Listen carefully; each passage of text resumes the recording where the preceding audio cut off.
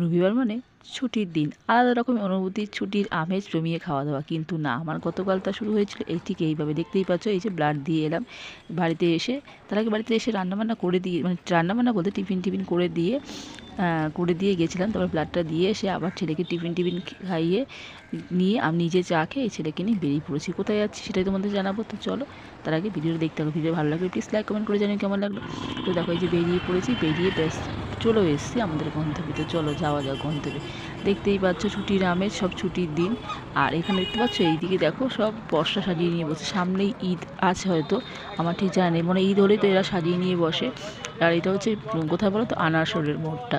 দেখতেই পাচ্ছ তোমরা। তো চলো আমাদের গন্তব্যে যাওয়া যাক। দেখো এই যে চলে এসেছে আমাদের গন্তব্য। তো চলো ভিতর দিকে ঢোকা যাক। আর আজকে ছুটির আমেজ দেখো, নিজেরাই ছুটির আমেজ, সব ফাঁকা মোটামুটি, সব শুনছেন। অন্যদিন এখানে জমজমাট থাকে। এবার আমাকে যেহেতু আজকে আসতে বলেছে, আমাকে তো আসতেই হবে। আজকে ছিল কি ছিল সেটা তোমার সাথে শেয়ার করবো।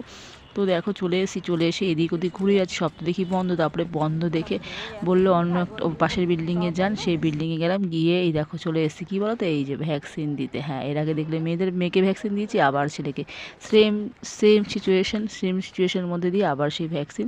হ্যাঁ, এই যে এর আগে মেয়ে কামড় খেয়েছিল, এবার ছেলে কামড় খেয়েছে।